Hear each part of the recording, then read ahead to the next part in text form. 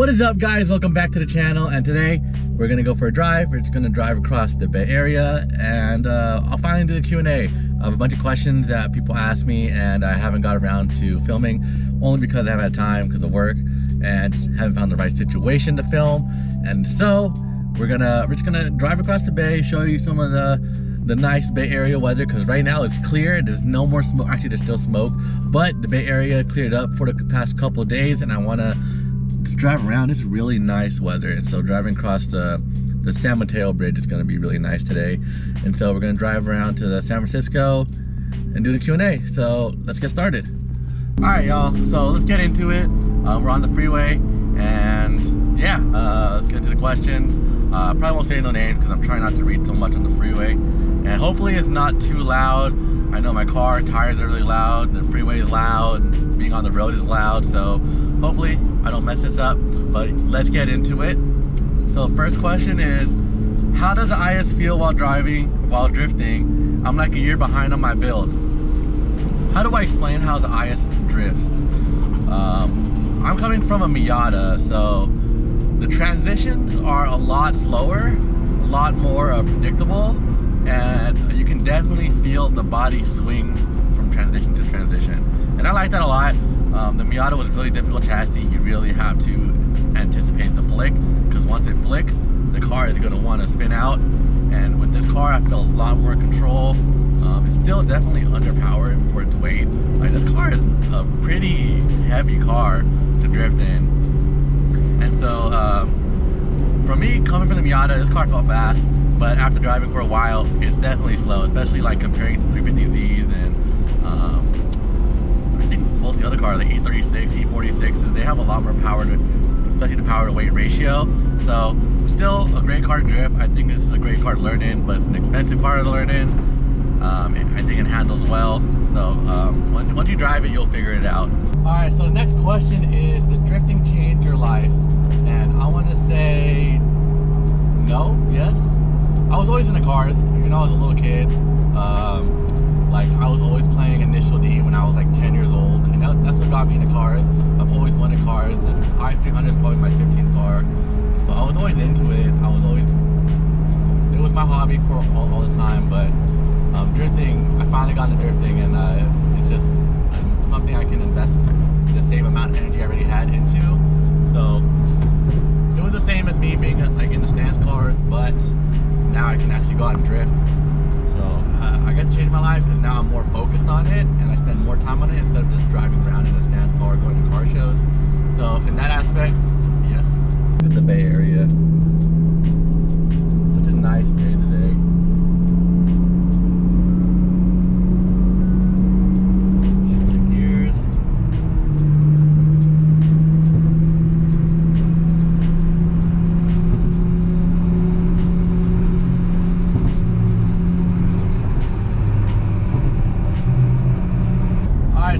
Question is, when are we getting doors? That's a good question.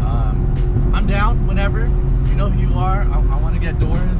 I'm gonna keep my distance because tandeming is not my greatest strength yet, but I'm ready to try. But we got to get to an event where we both can tandem. Because right now, the only place that you can tandem is Good Luck League and Outlaw. We just got to catch each other at one of those events.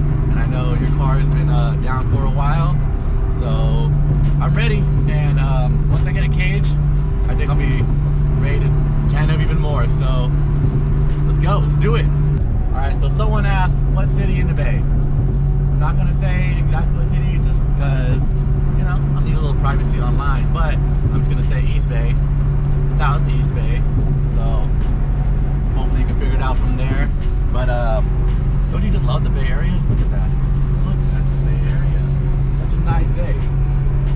You can't hate on the Bay Area, especially how beautiful it is, and the weather-wise, besides the fire and the droughts. But look at it. So I got this question a lot. I don't know why. The question is, why the IS300? And I guess some pros and cons. But my reasoning for getting the IS300, there was no reason. The only criteria for me getting a car, or especially a drift car, was rear-wheel drive, manual, reliable, and modern. that took out 240 out of the equation. So now I'm looking at 350Zs, G35s, and I was questioning IS300s because they are hard to find, and I didn't want to go digging for one. It wasn't my first priority. And then I happened to found one, and I bought it. And honestly, I didn't know much about the chassis. I knew it was inline 6, I knew it had the 2JZ, I knew it was manual, but I didn't know, the drift community around it. I didn't know anything about the platform. I didn't know. So bought it, jumped into it, and I stuck around with it. And honestly, I like it. And I can't compare it to any other drift car besides the Miata because it's all I've driven. And honestly, it's been good. I say, like, I remember the first time I drifted this car, and I was like, holy shit, I'm already a better driver. And I give it credit to the Miata for just pushing me to initiate harder, but the IS300 was just so much easier to control. I think a long wheelbase, heavy, boat-like car, it's just easy to handle. That's why you see Corvettes in drifting, because it swings around, and once it's so slow when it swings and transitions, you can catch it. And that's why I like the IS300. I had no reason to choosing it, so I liked it more after I bought it, and that's probably my reason why I got it. Cons, it's slow, and I wish there was more support for it from like big companies.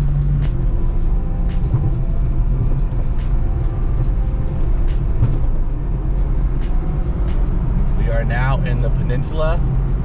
So if you're not familiar with the Bay Area, the San Mateo Bridge connects the peninsula to the East Bay. So here we are. All right, so next question is, are you planning on swapping your engine, and what are your specs of the wheels? Okay, am I planning to swap the engine? I haven't planned it yet, but I want to, because if you look at the prices of 1Js and 2Js, it is crazy. 1Js are around 5K, 2Js are around like 7, 8K, almost 10K. So that's almost the price of the car, and I don't know if I want to go that route. I potentially even might go LS just because of the price, or just NA turbo. So no plans yet, but once I like maximize my potential in drifting for the chassis, then I'm gonna start considering my power options. Now, what are my specs for my wheels? I don't know which wheels because I had like 3 different sets in the last month, but I'm assuming you're asking about the SSRs. So those are 17x9 plus 30 and 17x9 plus 35. Next question is, how did I get in cars? He said when he was 7, his dad took him to a video store and he picked out Initial D. I want to say it's a similar story. When I was young, I want to say really young, probably around the same age, I was at my cousin's house and he was watching Initial D, and I fell in love with the anime. It's way better than like any racing show to this day. And I was never into Fast and Furious. I thought it was stupid just because I was into Initial D way before I knew what Fast and Furious was about. And when I did watch Fast and the Furious, I was like, these are some priced out cars. And if you remember the scene in Initial D where Takumi says, why is this wing so big? Is he planning on flying with it? And then I was like, man, that's facts. Why do you need a big wing? And every time I looked at like all these new cars and like Fast and Furious, all these priced out cars, I was like, this is stupid. And so I never really got into it. Initial D was my main reason why I got into cars. And short story, when one of my birthdays, I got an iPad for my birthday. Not iPad, an iPod mini, an old one. And I sold it for $100 just so I can play Initial D Stage 3 at the arcade for a full day. And I was so good. I was really good at Initial D. At the age of 12, I went to Santa Cruz and they have an Initial D machine there, and people were playing, and this one guy was beating everybody. He thought he was hella good. And so I hopped in, and then he looked at me and just smiled, and I was like, no boost, no turbo. You hold the brake and it turns off boost. And he's like, you sure? And I was like, yeah. And I whooped him. And when you lose, you're supposed to swap it out for the next player's turn. But he kept playing, and he lost me 3 times. And he was like, you know what? See me on the real mountains. And I was like, dude, I'm 12. Can't even drive for another like 6 years. So yeah, Initial D was hands down probably my life for all of my young teenage years. The next question is, someone's asking me, what little gremlins am I fighting with my car? And honestly, the only one left is a steering wheel shake. Let me pass this cement truck. So I have brand new arms on everything, brand new ball joints. I have Super Pro bushings on all the arms. I have a new upper control arm. I have new steering rack bushings. And let me show you the steering wheel shake. It is kind of bad. Let's see.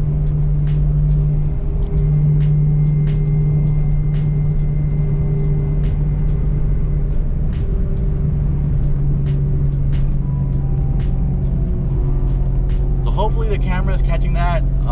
I haven't figured it out.